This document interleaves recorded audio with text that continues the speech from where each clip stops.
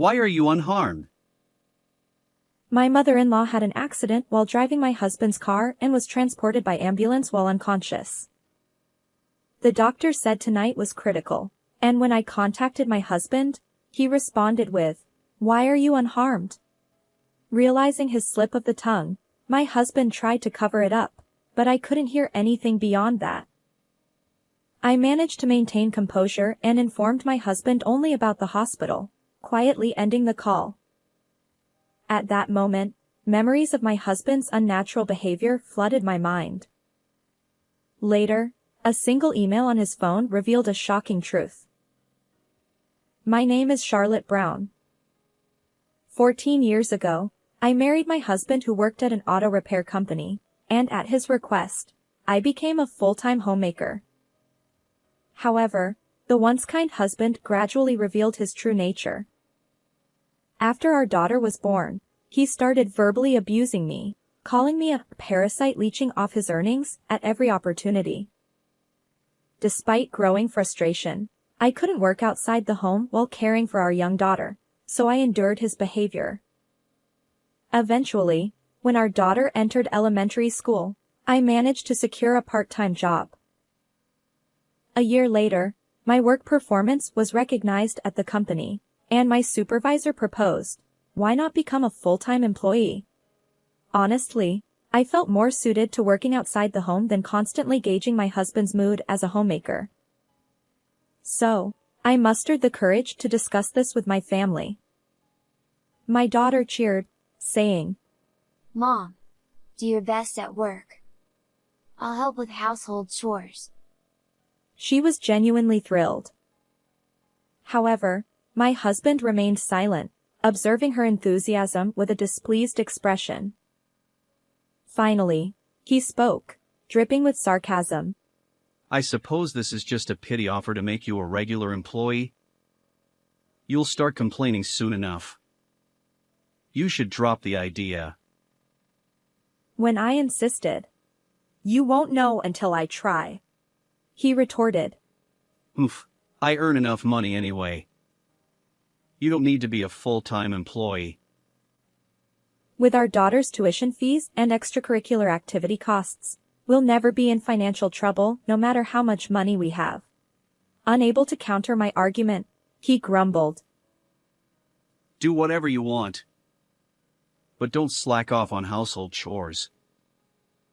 With those words, he stormed off somewhere.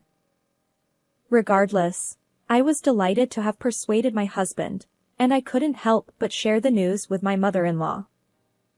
She had endured her late domineering husband and became a reliable ally who scolded my husband when necessary. She always cared about me and our daughter, so she was thrilled to hear about my career advancement. As a full-time employee now, I could focus more on work, thanks to my daughter's help with household chores. Consequently, my performance at the company continued to improve. However, my husband, displeased by my apparent enjoyment of work, began treating me worse. His behavior escalated day by day. Hey! There aren't enough side dishes. You need to prepare at least 5. There's dust in the corner of the room. Did you skip cleaning? Despite never showing interest in household matters before, he now nitpicked every detail. Little did I know that his company was struggling financially, and his salary had been significantly reduced. I wondered if his harsh treatment toward me was related to his own frustrations. Wanting to lift his spirits, I decided to prepare his favorite seafood gumbo. But when he saw it, his face turned crimson, and he approached me angrily. What's this? I made it to cheer you up since you seemed down lately. Damn it! Is this some kind of mockery toward pathetic me? He shouted at me, pushed me, and then began slamming the pot and ingredients onto the floor. My daughter and I huddled together in a corner, unable to do anything. This is what happens when you anger me. Clean up properly. Then, my husband, who had overturned everything on the table, left the room with a satisfied expression. After that incident, my husband started coming home late from work more frequently. When I asked him about it, he explained that he was staying at the office late to study and obtain certifications in hopes of increasing his salary. However, on the days he worked overtime, there was always a distinct shampoo scent that didn't belong to anyone in our household. Could it be? A suspicion crossed my mind, and the word divorce flashed before me, but I couldn't confront my husband. Growing up with a single parent, I had experienced unpleasant situations, so I hesitated to take the step of divorce, especially considering our daughter. However, something changed abruptly.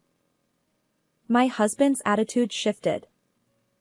On days when he returned early from work, he actively helped with household chores and even assisted our daughter with her homework. The drastic change left me bewildered. Perhaps the company's performance improved, and his salary increased? I wondered. Gradually, I began accepting this transformed version of my husband. One day, something unexpected happened. By the way, didn't you mention wanting to wash the car soon? I'll do it at work, so lend it to me. Oh, I can handle it myself. Don't say that. I've been tough on you because work hasn't been going well, but I'm not saying this makes up for it, but let me take care of the washing. Oh, and I'll do a quick inspection too. I was honestly surprised because he had never made such an offer since we got married. However, when I looked into his sincere eyes, I decided to ask for his help. You need a car for shopping and other things, right? Since the inspection will take about a week, go ahead and use my car during that time. I can manage with my bicycle for commuting and shopping. No. Rainy days can be tough for shopping. Use it without hesitation. Given his strong attachment to cars due to his profession, I hesitated to drive his car, fearing any mishaps. Yet, he persistently encouraged me. Despite feeling slightly uneasy about it, I eventually accepted the keys he practically forced upon me. Still, I couldn't bring myself to drive his car, so even after 2 days of borrowing it, I continued commuting and shopping by bicycle. One day, my mother-in-law visited our home with souvenirs from a trip. Since I had a weekday off, I invited her inside, and we sat down for tea. During our conversation, my mother-in-law mentioned that she wanted to take the souvenirs to a friend who lived in the neighboring town. She asked if she could borrow my car for this purpose. Since my mother-in-law doesn't own a car, she occasionally borrows mine. However, on that particular day, the car available at home was not my usual one, it was my husband's. I explained this to her, but my mother-in-law insisted. It's only about a 30-minute round trip, so it'll be fine. She got into my husband's car and drove off. However, an hour passed, and she still hadn't returned. Why hasn't she called? She always does when she's running late. As I waited, wondering if she was engrossed in conversation with her friend, the home phone suddenly rang. When I answered the phone, thinking it might be my mother-in-law, it turned out to be the police. They informed me that my mother-in-law had been driving and mistakenly hit the gas instead of the brake, crashing into a nearby convenience store. Fortunately, there were no casualties, but my mother-in-law was in critical condition and unconscious, taken to the hospital. I immediately tried calling my husband, but he didn't answer. In a panic, I rushed to the hospital. However, the doctor's words there were cruel. This is the turning point tonight.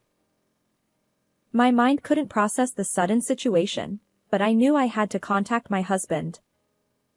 I called him repeatedly until he finally picked up. However, his response was beyond belief.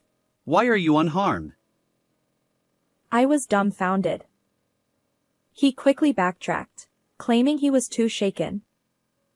but his shocking words left me speechless. I relayed the hospital's name to him and hung up quietly. Earlier, what was that all about? The suspicion toward my husband lingered in my mind, but there were more pressing matters. Lying on a hospital bed in the emergency treatment room was my mother-in-law, connected to numerous tubes and IVs. Her painful appearance left me speechless. Despite the doctor's diligent efforts, my mother-in-law never regained consciousness and peacefully passed away. She was such a kind soul. The moment I learned of her passing, I collapsed in tears right there. An hour later, my husband arrived at the hospital with our daughter. They, too, sobbed alongside me, mourning the loss of my mother-in-law. I observed from a distance as they grieved, but my attention shifted to my husband's phone, casually placed nearby. Just then, a timely message appeared on the screen, and the short text caught my eye. My heart skipped a beat.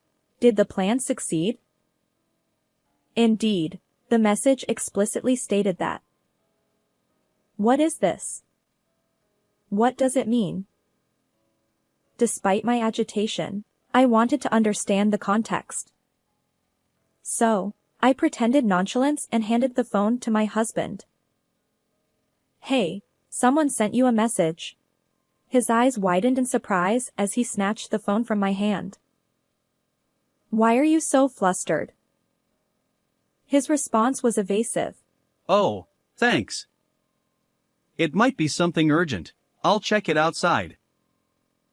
With those words, my husband hurriedly grabbed his phone and left for somewhere. As much as I wanted to tail him, I couldn't leave our still-crying daughter behind.